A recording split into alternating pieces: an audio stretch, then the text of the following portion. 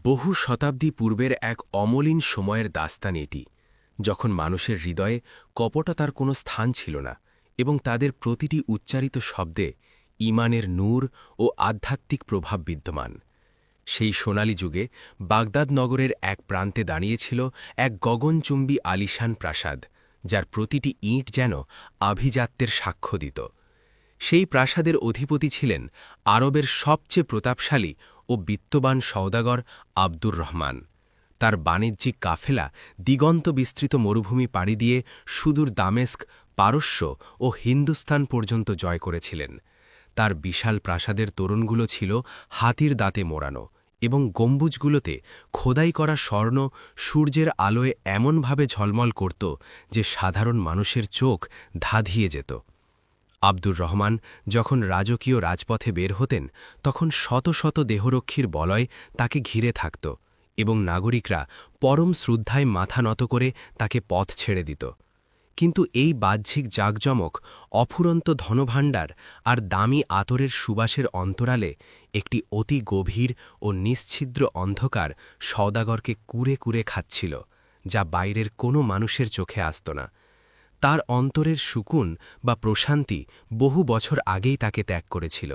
নিজের কক্ষের অতি মূল্যবান মখমলের বিছানায় শুয়েও তিনি সারা রাত অশান্তিতে ছটখট করতেন।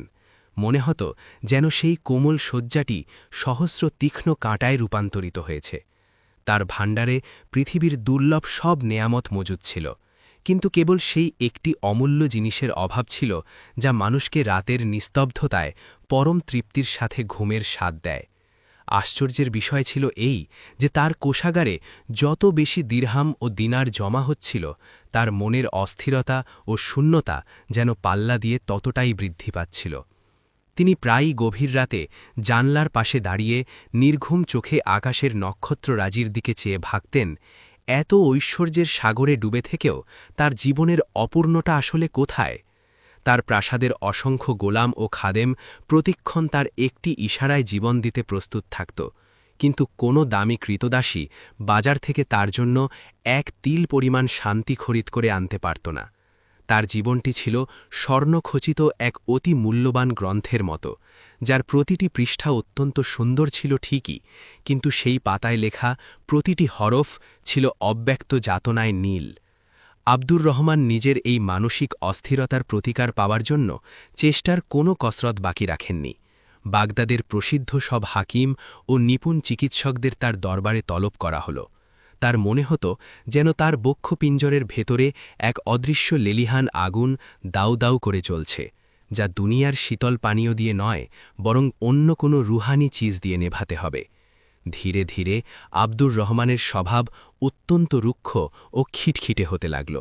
সামান্য ত্রুটিতেই তিনি নিজের অনুগত খাদেমদের ওপর প্রচণ্ড ক্রোধ প্রকাশ করতে শুরু করলেন, কারণ ধ্রুব সত্য হল এই যে মানুষ যখন ভেতর থেকে ভেঙে চুরমার হয়ে যায়, তখন সে বাইরের জগতের মানুষের সাথেও কলহে লিপ্ত হয়। তার চোখের নিচে গভীর কালচে দাগ পড়ে গিয়েছিল, যা তার দীর্ঘ নির্ঘুম রজনীগুলোর দীর্ঘশ্বাসের সাক্ষ্য দিচ্ছিল। তিনি প্রায়ই তার ব্যবসায়ী বন্ধুদের নিভৃতে জিজ্ঞাসা করতেন, হে দোস্ত, তোমরা কি রাতে পরম তৃপ্তির সাথে ঘুমাতে পারো? আর তারা যখন আলহামদুলিল্লাহ, অবশ্যই বলে উত্তর দিত, তখন আব্দুর রহমানের বুকের ভেতর এক অসহ্য ঈর্ষা ও হাহাকার তৈরি হতো। একজন সাধারণ মজুর যে সারাদিন তপ্ত রোদে হাড় ভাঙা মেহনত করত এবং রাতে শক্ত পাথরের ওপর মাথা রেখেও গভীর ঘুমে তলিয়ে যেত, তাকে আব্দুর রহমান নিজের সমস্ত স্থাবর অস্থাবর সম্পত্তির চেয়েও বেশি সৌভাগ্যবান মনে করতে শুরু করেছিলেন। এই বিশাল বিত্তের অধিকারী মানুষটি এখন তার নিজেরই ধনসম্পত্তির এক অসহায় কয়েদি হয়ে গিয়েছিলেন। এক বিষণ্ণ রজনীতে, যখন সমগ্র বাগদাদ শহর গভীর নিদ্রার চাদরে আবৃত ছিল, আব্দুর রহমান তার রাজকীয় বাগানে উদ্দেশ্যহীনভাবে পায়চারি করছিলেন। শুভ্র জ্যোৎস্না ফুলে ফুলে খেলা করছিল এবং জান্নাতি সুবাসে বাতাস মৌ মৌ করছিল, কিন্তু আব্দুর রহমানের বিমর্ষ মন ছিল এক ধূ ধূ মরুভূমির মতো শ্মশান। ঠিক তখনই তার এক অতি পুরনো ও বিশ্বস্ত কর্মচারী সালেহের একটি কথা তার স্মৃতিপথে ভেসে এল। সালেহ একবার উল্লেখ করেছিল যে শহরের জনপদ থেকে দূরে নির্জন পাহাড়ের সানুদেশে এক অতি পরহেজগার শেখ জাইনুদ্দিন নামক বুজুর্গ আলেম বাস করেন।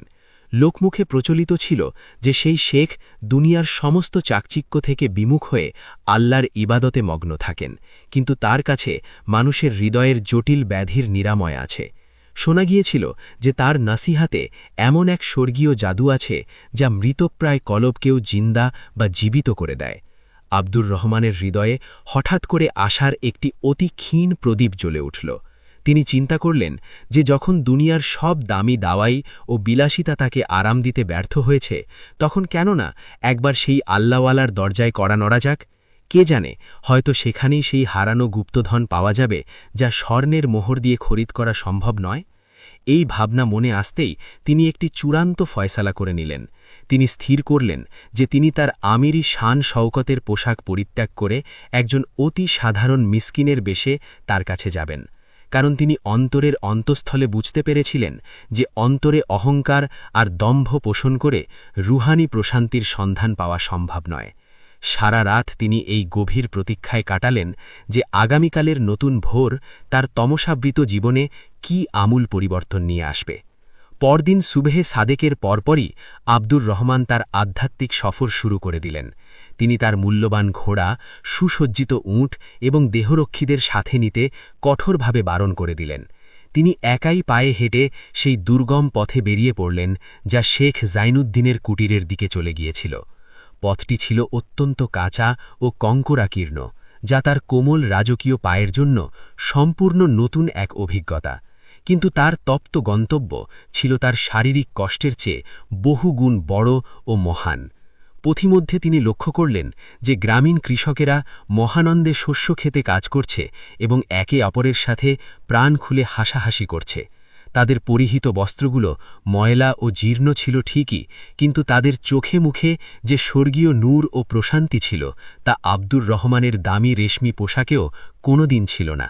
এই অভাবনীয় দৃশ্য দেখে তার সংকল্প আরও দ্বিগুণ মজুদ হল। দীর্ঘ পথ অতিক্রম করার পর তিনি একটি অতি ক্ষুদ্র কুঁড়েঘর দেখতে পেলেন, যা নিছু মাটি ও শুকনো পাতা দিয়ে নির্মিত ছিল। আব্দুর রহমান অত্যন্ত কুণ্ঠিত চিত্তে সেই দরজার সম্মুখে গিয়ে দাঁড়ালেন। তার বুকের ভেতর হৃৎপিণ্ড যেন ড্রামের মতো বাজছিল।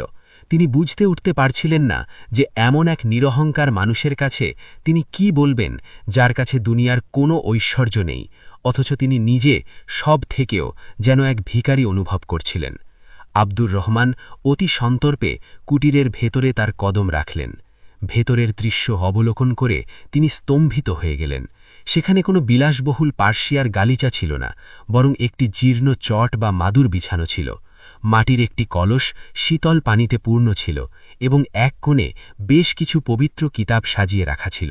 সেই শেখ জাইনুদ্দিন, যার শ্মশ্য মুবারক বরফের মতো শুভ্র ছিল এবং যার নয়ন যুগল থেকে এক পবিত্র জ্যোতি বিচ্ছুরিত হচ্ছিল, তিনি তখন প্রভুর ইবাদতে সম্পূর্ণ মগ্ন ছিলেন।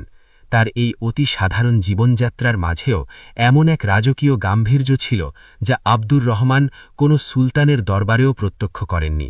আব্দুর রহমান বিনম্র চিত্তে খামোশ হয়ে দাঁড়িয়ে রইলেন এবং তার মোনাজাত শেষ হবার অপেক্ষা করতে লাগলেন। সেখানে দাঁড়িয়ে থাকতেই তার মনে হতে লাগল যেন তার হৃদয়ের বিশাল বিষণ্ণতার পাহাড় ধীরে ধীরে গলে হালকা হয়ে যাচ্ছে। যখন শেখ জাইনুদ্দিন তার প্রার্থনা শেষ করলেন এবং পরম মমতায় আব্দুর রহমানের দিকে দৃষ্টিপাত করলেন, তখন তার সেই নজরে এক অদ্ভুত পরিচিতি ও পরম করুণা বিদ্যমান ছিল। মনে হচ্ছিল যেন কোনো বাক্য বিনিময় ছাড়াই তিনি আব্দুর রহমানের অন্তরের সমস্ত লুকানো হাহাকার জেনে গিয়েছেন। আব্দুর রহমান ধীর পায়ে অগ্রসর হয়ে আদবের সাথে সালাম নিবেদন করলেন এবং তার পবিত্র কদমের নিচে লুটিয়ে পড়লেন। তার দুই নয়ন অশ্রুসিক্ত হয়ে আসছিল। যে ব্যক্তি বাগদাদের কোনো আমিরের সামনেও মাথা নত করতেন না, আজ এক রিক্তহস্ত ফকিরের কাছে হাউমাউ করে কাঁদছিলেন। আব্দুর রহমান কম্পিত স্বরে আরজ করলেন, হে হুজুর, আমি এই শহরের সবচেয়ে প্রাচুর্যবান ব্যক্তি। আমার কাছে এত বিপুল ধনভাণ্ডার আছে যে আমি গোটা শহর ক্রয় করার ক্ষমতা রাখি, কিন্তু আফসোস আমি এক পলকের জন্য হৃদয়ের একটু প্রশান্তি কিনতে পারছি না। আমার রজনীগুলো চিরতরে বিদায় নিয়েছে। আব্দুর রহমান তার মনের আগল খুলে দিলেন। আমি দুনিয়ার সব পথ অবলম্বন করে দেখেছি, বিজ্ঞ হাকিমদের দাওয়াই, বন্ধুদের মজলেস, নতুন রাজপ্রাসাদ, সুদূর প্রসারী ব্যবসা সবই মিথ্যে হয়ে গিয়েছে। বরং আমার হৃদয়ের এই শূন্যতা ও নিস্তব্ধতা দিন দিন আরও ভয়াবহ রূপ ধারণ করছে। আপনিই মেহেরবানি করে পথ দেখান। আমি কি করব?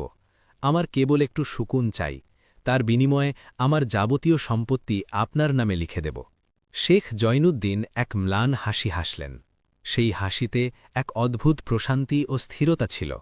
তিনি স্নেহের সাথে আব্দুর রহমানের শিরোপরি হাত রাখলেন এবং অত্যন্ত কোমল স্বরে বললেন, হে বৎস, শান্তি কোনো হাটে বাজারে কেনাবেচার বস্তু নয়।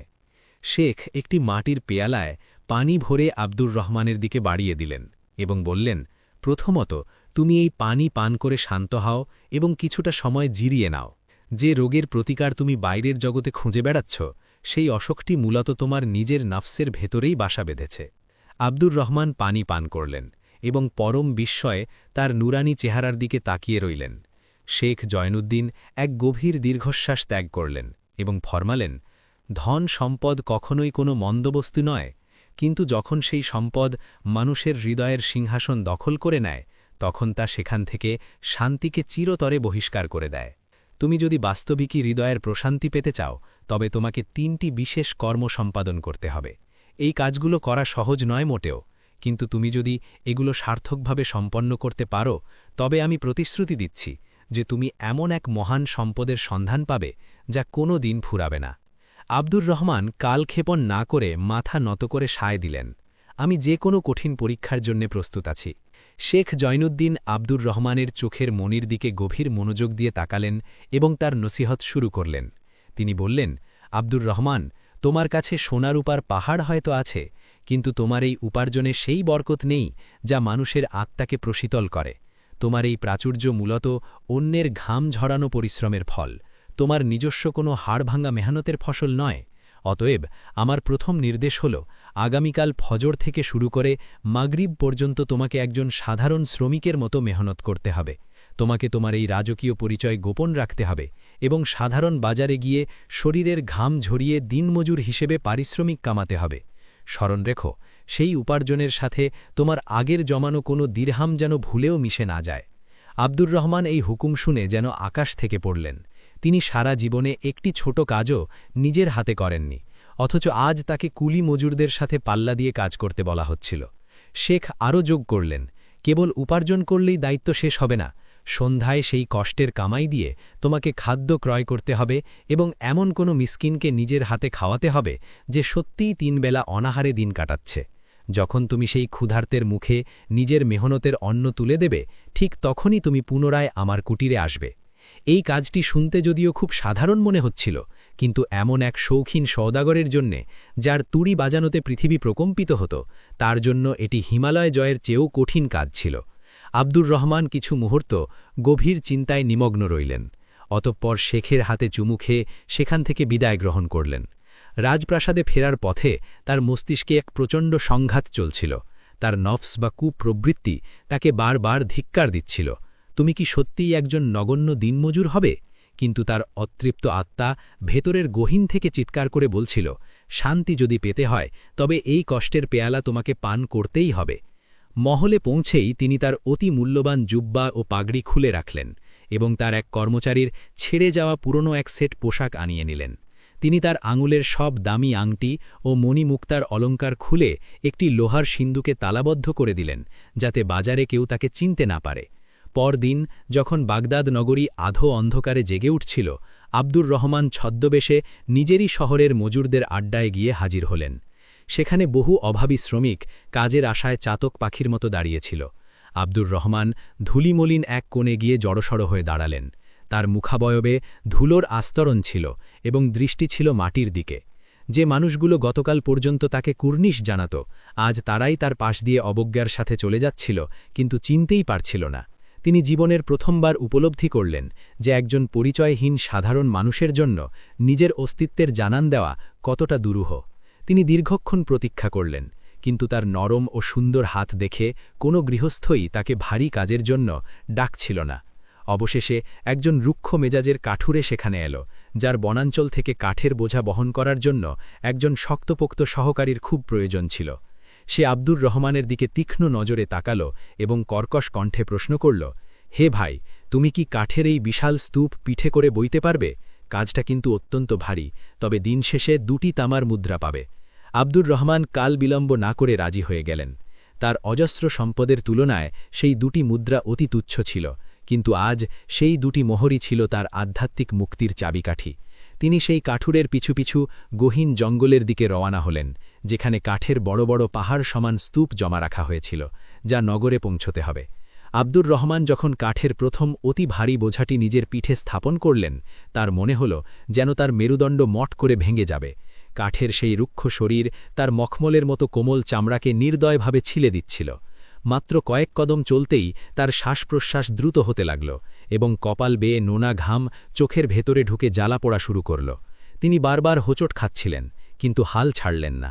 তার মনে বারবার শেখ জয়নুদ্দিনের নুরানি মুখ এবং নিজের সেই অশান্ত রজনীগুলির দীর্ঘশ্বাসের কথা ভেসে আসছিল। তিনি সজোরে দাঁতে দাঁত চেপে নিজের কদম সামনের দিকে বাড়াতে থাকলেন।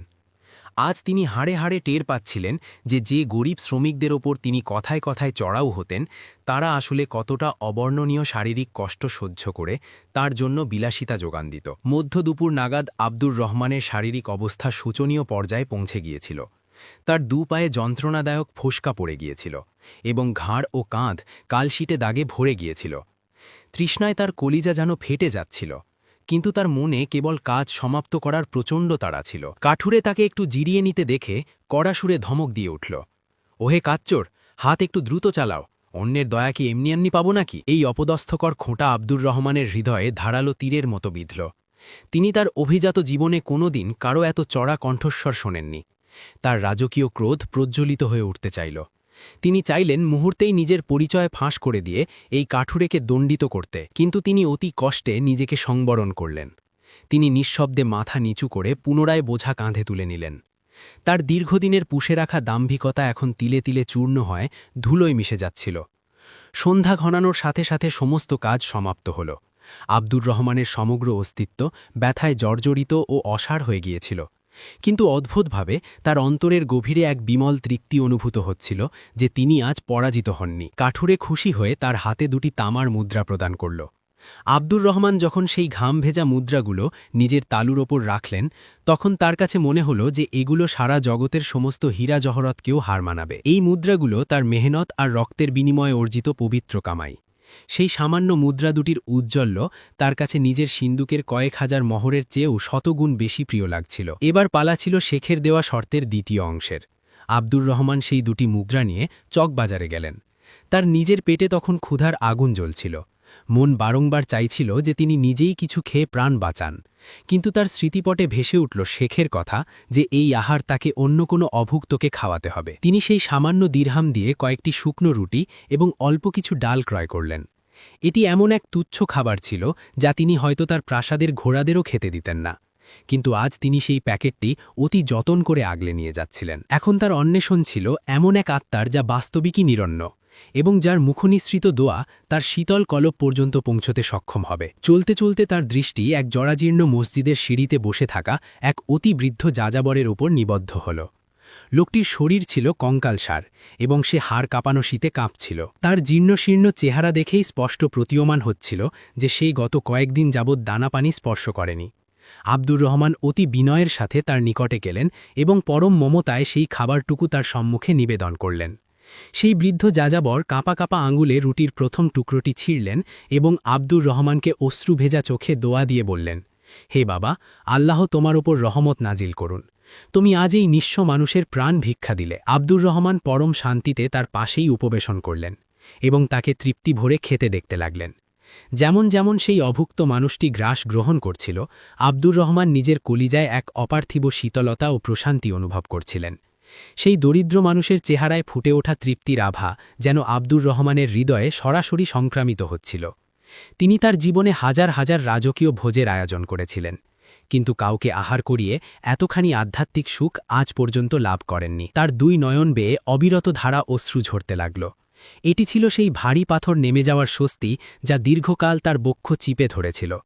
তিনি সাম্যক উপলব্ধি করতে পারলেন যে কেন শেখ জয়নুদ্দিন তাকে এই কঠিন কাজের দায়িত্ব অর্পণ করেছিলেন। সেই রজনীটি আব্দুর রহমানের জীবনের চিরস্মরণীয় এক রাত ছিল। পরদিন প্রভাতে যখন তার নিদ্রা ভঙ্গ হল তখন তার ললাটে এক স্বর্গীয় আভা বিরাজ করছিল।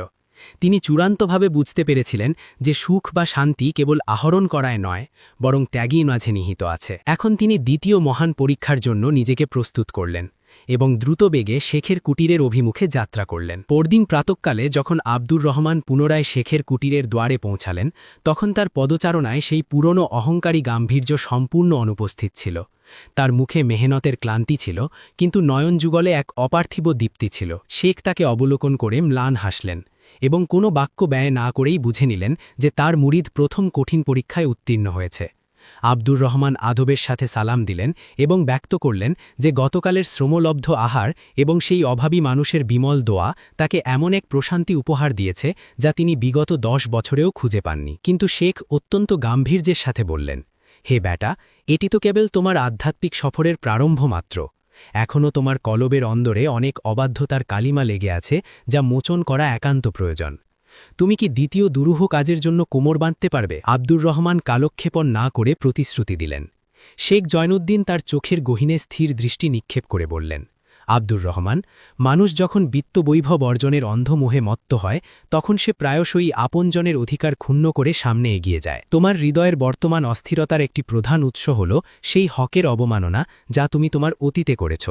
আমার দ্বিতীয় নির্দেশ হল, তুমি তোমার স্মৃতির ধুলো ঝেড়ে সেই ব্যক্তির অন্বেষণ করো যার অন্তর তুমি সবচেয়ে বেশি ব্যথিত করেছ, কিংবা যার ন্যায্য অধিকার তুমি জোরপূর্বক আত্মসাৎ করেছ। তুমি কালক্ষেপণ না করে তার কাছে যাও, তার নিকটে কায়মনো বাক্যে ক্ষমা প্রার্থনা করো এবং তার যা প্রাপ্য তা সম্মানে ফিরিয়ে দাও।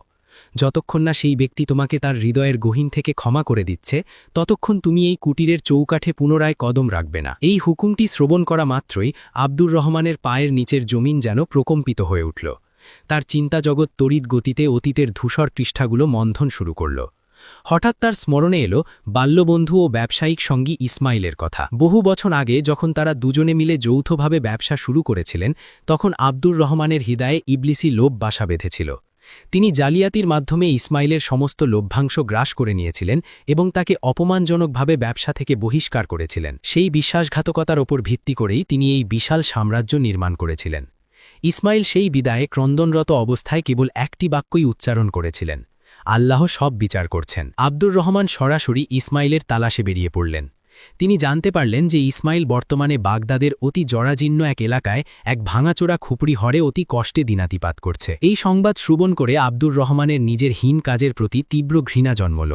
তিনি এবার নিজের সুসজ্জিত রথ বা অশ্বে আরোহণ না করে নিঃস্ব পায়ে হেঁটে সেই ঘিঞ্জি ও অন্ধকার পল্লীর দিকে অগ্রসর হলেন। আব্দুর রহমানের দামি মখমলের পাদুকা ড্রেনের কাদায় লেপ্টে গেল, কিন্তু সেদিকে তার বিন্দুমাত্র ভ্রুক্ষেপ ছিল না।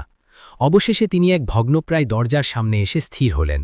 ভেতর থেকে বারবার কারো বৃদ্ধ কাশির শব্দ প্রতিধ্বনিত হচ্ছিল। আব্দুর রহমান অতি কম্পিত হস্তে সেই দরজায় করাঘাত করলেন। জীর্ণ দরজাটি ক্যাচ ক্যাচ শব্দে উন্মোচিত হল এবং সামনে বয়সের ভারে নুয়ে পড়া ইসমাইলকে দেখা গেল। ইসমাইল যখন আব্দুর রহমানকে সশরীরে সামনে দেখলেন, তার চোখে প্রথমে এক আকাশ বিস্ময় খেলা করল। পরক্ষণেই সেই বিস্ময় তীব্র ঘৃণায় ও অবজ্ঞায় পরিণত হল। তিনি দরজাটি বন্ধ করে দিতে চাইলেন, কিন্তু আব্দুর রহমান 2 হাত জোর করে রুদ্ধস্বরে অনুরোধ জানালেন। আব্দুর রহমান কালক্ষেপণ না করে সেই দরজার চৌকাঠে হাঁটু গেড়ে বসে পড়লেন এবং অঝরে কাঁদতে কাঁদতে আরজ করলেন, হে ইসমাইল, আমি আজ কিছু নিতে আসিনি, বরং নিজের হারানো শান্তি ফিরে পেতে তোমার গোলাম হয়ে এসেছি। আমি অতি জঘন্য অপরাধী, আমাকে মেহেরবানি করে মাফ করো ভাই। আমায় যদি তুমি মাফ না করো তাহলে আমি হয়তো জীবিতই মরে যাব। ইসমাইল বিস্ময়ে হতবাক হয়ে গেলেন। তিনি তার জীবনে অহংকারী আব্দুর রহমানকে কখনো এতটা অসহায় ও ভেঙে চুরমার হতে দেখেননি। আব্দুর রহমান তার ঝোলার ভিতর থেকে এক ভারী থলি বের করলেন, যাতে অজস্র স্বর্ণ মুদ্রা এবং ব্যবসার মালিকানাপত্র ছিল। তিনি তা ইসমাইলের জীর্ণ পায়ের কাছে অর্পণ করে বললেন, এটি তোমারই প্রাপ্য অধিকার। আমি বিগত বছরের যাবতীয় লভ্যাংশ সহ তোমার আদি অংশ এতে জমা রেখেছি। মেহেরবানি করে মনে করো না যে এটি কোনো কারণ না, বরং এটি সেই ভারী ঋণ যা দীর্ঘকাল আমার আত্মাকে শ্বাসরোধ করে মারছিল। ইসমাইল অবশেষে এক দীর্ঘশ্বাস মোচন করলেন এবং বললেন, হে আব্দুর রহমান, তুমি আমার অনেক দীর্ঘশ্বাস নিয়েছ। আমার বিবেক হয়তো বলছিল তোমাকে কোনোদিন ক্ষমা না করতে। আব্দুর রহমান ডুকরে ডুকরে কান্নায় ভেঙে পড়লেন, কিন্তু পরিশেষে ইসমাইলের হৃদয় প্রভুর অশেষ রহমতে আর্দ্র হল। যেমনই ইসমাইল ক্ষমার সেই পবিত্র কথাগুলো উচ্চারণ করলেন, আব্দুর রহমানের মনে হল যেন তার বক্ষপিঞ্জর থেকে এক বিশাল হিমালয় পর্বত অপসারিত হল। তিনি ক্ষিপ্রগতিতে উঠে ইসমাইলকে জাপটে ধরলেন। আব্দুর রহমান যখন সেখান থেকে প্রত্যাগমন করলেন তিনি নিজেকে এক পালক ছাড়া পাখির মতো হালকা অনুভব করলেন। তিনি পরম সত্যটি উপলব্ধি করতে পারলেন যে আমরা আমাদের কৃতকর্মের কালো দাগগুলোকে সম্পদের উজ্জ্বল পর্দার অন্তরালে সাময়িকভাবে গোপন রাখতে পারি ঠিকই, কিন্তু আত্মা থেকে কখনো মুছতে পারি না। সন্ধ্যা ঘনানোর সাথে সাথে আব্দুর রহমান পুনরায় শেখের সন্নিকটে হাজির হলেন। এবার তার মুখমণ্ডলে কোনো গ্লানি ছিল না, বরং ক্ষমা লাভের এক স্বর্গীয় জ্যোতি বিদ্যমান ছিল। শেখ জয়নুদ্দিন পরম তৃপ্তির হাসলেন। তিনি গম্ভীর কণ্ঠে ঘোষণা করলেন, হে আব্দুর রহমান, তুমি নিজ হাতে মেহনত করেছ এবং নিজের চিরশত্রুকে বুকে টেনে নিয়ে ক্ষমা করেছ। এগুলো নিঃসন্দেহে অতি মহান কাজ। কিন্তু সত্য এই যে তোমার কলিজার গভীর প্রকোষ্ঠে এখনও এই নশ্বর দুনিয়ার সূক্ষ্ম ভালোবাসা অবশিষ্ট রয়ে গিয়েছে। যতক্ষণ না কোনো মুমিন ব্যক্তির অন্তরে এই অটুট বিশ্বাস বদ্ধমূল হয় যে এই নশ্বর জগৎ নিছক ফানি বা ধ্বংসশীল, ততক্ষণ সে কামেল বা পূর্ণ শান্তি প্রাপ্ত হতে পারে না। অতএব আমার তৃতীয় এবং চূড়ান্ত নির্দেশ হল, তোমাকে আজকের এই অন্ধকারাচ্ছন্ন রজনীটি বাগদাদের সেই সুপ্রাচীন নির্জন গোরস্থানে একাকী অতিবাহিত করতে হবে। এই নির্দেশটি শ্রবণ করা মাত্রই আব্দুর রহমানের ধমনীতে যেন হিমশীতল স্রোত বয়ে গেল। শেখ আরও হুকুম দিলেন, সেখানে পৌঁছে তোমাকে ঘুমের সাগরে তলিয়ে গেলে চলবে না, বরং তোমাকে তীক্ষ্ণ দৃষ্টিতে সেই নিস্তব্ধ কবরগুলোর দিকে চেয়ে থাকতে হবে এবং গভীর চিন্তায় মগ্ন হতে হবে। তুমি সেই মানুষগুলোর দাস্তান স্মরণ করবে যারা একসময় তোমার মতোই এই ধরিত্রীর উপর দাম্ভিকতার সাথে বিচরণ করতেন। যাও এবং নিজের চূড়ান্ত ঠিকানাকে হৃদয় দিয়ে চিনে আসো। মনে রেখো, যতক্ষণ না তুমি মৃত্যুকে নিজের সবচেয়ে ঘনিষ্ঠ বন্ধু মনে করতে পারবে, ততক্ষণ তুমি এই জীবনের প্রকৃত মাধুর্য আস্বাদন করতে পারবে না। আব্দুর রহমান ধীর পায়ে শহরের উপকণ্ঠে অবস্থিত সেই অতি পুরনো গোরস্থানের দিকে যাত্রা শুরু করলেন। শাঁ শাঁ শব্দে ঝোড়ো বাতাস বইছিল এবং ঝাউগাছের পাতার মর্মরধ্বনি এক ভৌতিক পরিবেশের সৃষ্টি করছিল। তিনি অবশেষে সেই জরাজীর্ণ লোহার ফটকের কাছে উপনীত হলেন, যেখান থেকে ভেতরে কেবল কবরের নীরবতা আর উঁচু নিচু মাটির ঢিবি পরিলক্ষিত হচ্ছিল। তিনি মহান আল্লাহর পবিত্র নাম নিয়ে সেই গহীন নির্জনে বিসমিল্লাহ বলে কদম রাখলেন। গোরস্থানের অভ্যন্তরে এক অবর্ণনীয় নিস্তব্ধতা ও গাম্ভীর্য বিরাজ করছিল।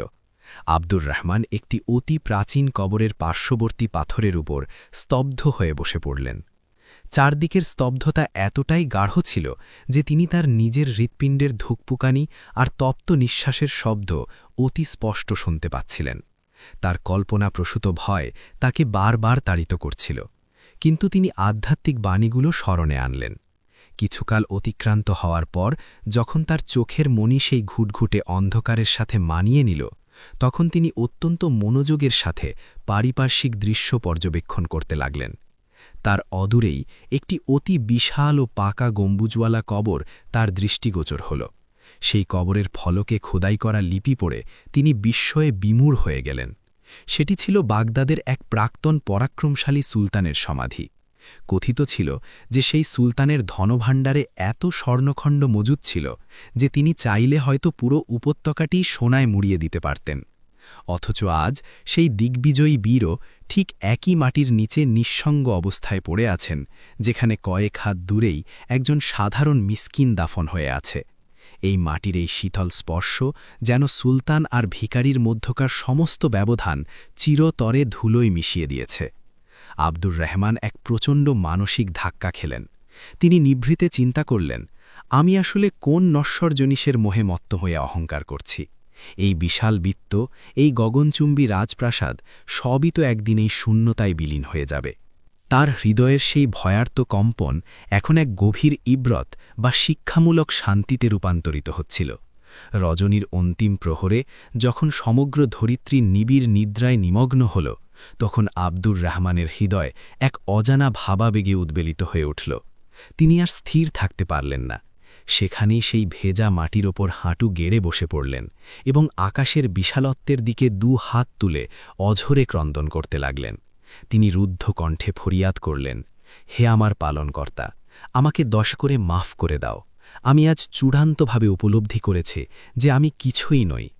সেই গোরস্থানের নিস্তব্ধতায় তার করুণ কান্নার ধ্বনি বারবার প্রতিধ্বনিত হতে লাগল, তিনি পরম ভক্তিভরে সেখানেই সিক্ত মাটির ওপর তার ললাট ঠেকিয়ে দিলেন এবং দীর্ঘ এক সেজদায় অবনত হলেন।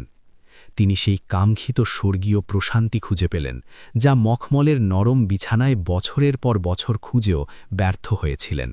তিনি সম্যক বুঝতে পারলেন যে মানুষ যতক্ষণ নিজেকে অনেক বড় কিছু মনে করে, সে ততক্ষণ অশান্ত থাকে, কিন্তু যেমনই সে নিজের আমিত্বকে বিলীন করে দেয়, অমনি তার হৃদয়ে এক প্রশান্তির নহর বা নদী বইতে শুরু করে। ভোরবেলায় যখন তিনি গোরস্থান থেকে বেরোলেন, তখন তিনি এক সম্পূর্ণ নতুন মানুষ। তিনি শেখ জয়নুদ্দিনের কুটিরের অভিমুখে রওনা হলেন। আব্দুর রহমান শেখের নিকটবর্তী হয়ে তার কদমে রুটিয়ে পড়লেন এবং তার হাত মুবারকে পরম শ্রদ্ধায় চুমু খেলেন। তিনি রুদ্ধস্বরে আরজ করলেন, হুজুর, আমি সেই অমূল্য রতন পেয়ে গিয়েছি। আমি চূড়ান্ত সিদ্ধান্ত নিয়েছি যে আমি আমার যাবতীয় স্থাবর অস্থাবর সম্পত্তি মিসকিনদের মাঝে বিলি করে দিয়ে আজীবনের জন্য আপনার এই পবিত্র কদমে আশ্রয় গ্রহণ করতে চাই।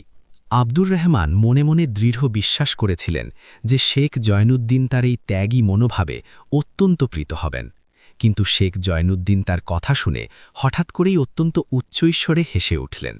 তিনি গম্ভীর কণ্ঠে বললেন, হে আব্দুর রহমান, তুমি এখনও সত্যের মূল রহস্য অনুধাবন করতে পারোনি। তুমি আগে ছিলে তোমার জমানো সম্পদের অন্ধ কয়েদি, আর এখন হতে চাইছ এই কৃত্রিম ত্যাগের শৃঙ্খলে বন্দী। মনে রেখো, পলায়নপরতা কখনোই কোনো মহৎ সমস্যার চূড়ান্ত সমাধান হতে পারে না। শেখ অত্যন্ত চমৎকার একটি উদাহরণ দিয়ে বোঝালেন, হে আব্দুর রহমান, একটি নৌকার সার্থকতা কেবল তখনই থাকে যখন সে নদীর পানির উপর ভেসে থাকে। যদি সেই নৌকা পানি থেকে তুলে ডাঙায় রাখা হয়, তবে সে নিরর্থক ও অকেজো। আবার যদি সেই নদীর পানি কোনোভাবে নৌকার ভেতরে প্রবেশ করে, তবে নৌকাটি অনিবার্যভাবে ডুবে মরে। তোমাকে তোমার অর্জিত সম্পদের সাথেও ঠিক একই আচরণ করতে হবে। সম্পদকে তুমি তোমার পকেটে রাখো, তোমার মেহনতি হাতের মুঠোয় রাখো, কিন্তু খবরদার, সেই সম্পদকে যেন ভুলেও তোমার হৃদয়ের গহীনে স্থান দিও না। যাও আব্দুর রহমান, সসম্মানে নিজের নগরে ফিরে যাও। প্রকৃত ফকির সে নয় যে দ্বারে দ্বারে ভিক্ষা করে বেড়ায়, বরং প্রকৃত ফকির তো সেই ব্যক্তি যে বিশাল সাম্রাজ্যের অধিপতি হয়েও নিজ অন্তরে একজন রিক্তহস্ত ফকিরের মতো নির্লোভ থাকে। এটাই হল হৃদয়ের প্রশান্তির সেই পরম রহস্য, যা দুনিয়ার কেউ জানে না। আব্দুর রহমানের অন্তশ্চক্ষু থেকে আজ যেন দীর্ঘদিনের মোহজালটি চিরতরে অপসারিত হল। তিনি পুনরায় সেই কর্মমুখর দুনিয়ার মাঝেই নিক্ষিপ্ত হলেন, কিন্তু এবার সেই সম্পদের দাম্ভিক মালিক নয়, বরং মহান আল্লাহর পক্ষ থেকে অর্পিত একজন আমানতদার বা বিশ্বস্ত মুনিম হিসাবে। তিনি নগরের যতীম ও অনাথ ছেলেমেয়েদের জন্য সুউচ্চ বিদ্যাপীঠ নির্মাণ করলেন এবং অভুক্ত মুসাফিরদের জন্য লঙ্গরখানা উন্মুক্ত করলেন। বাগদাদের যে আপামর জনসাধারণ ইতিপূর্বে আব্দুর রহমানের নাম শ্রবণে ভয়ে তটস্থ থাকত, এখন তারাই তার দীর্ঘায়ু ও কল্যাণ কামনায় 2 হাত তুলে দোয়া করতে শুরু করল। আব্দুর রহমান এখন নিয়ম অনুযায়ী সেই মখমলের মূল্যবান বিছানাতেই শয়ন করতেন, কিন্তু এখন তার নয়নে নিদ্রা পরম সুখে ও তৎক্ষণাৎ নেমে আসত, কারণ তার মৃতপ্রায় কলব আজ ঈমানের নূরে জেগে উঠেছিল। তিনি আগের মতোই নিয়মিত বাজারে যেতেন, কিন্তু এবার কেবল ব্যক্তিগত মুনাফা হাসিলের জন্য নয়, বরং নিঃস্ব মানুষের কর্মসংস্থান ও কল্যাণের লক্ষ্যে বাণিজ্য পরিচালনা করতেন। আশ্চর্যজনকভাবে তার ধনভাণ্ডারে এখন পূর্বের থেকেও বহু গুণ বেশি সম্পদ উপচে পড়তে লাগল। কারণ সত্য এই যে, আপনি যখন অন্যের জন্য উদার হস্তে বিলিয়ে দেন, তখন খোদ কুদরতি উপায়ে মহান রব আপনাকে আরও বহুগুণ বাড়িয়ে ফেরত প্রদান করেন। এই হল প্রশান্তির গূঢ় রহস্য, পরিশ্রমের অন্ন, মানুষের ক্ষমা আর পরকালের চিন্তা। যে এই 3টি অর্জন করতে পারে, সে রাজার প্রাসাদে থাকুক কিংবা মাটির ঘরে, প্রশান্তি তার চিরস্থায়ী সাথী হয়।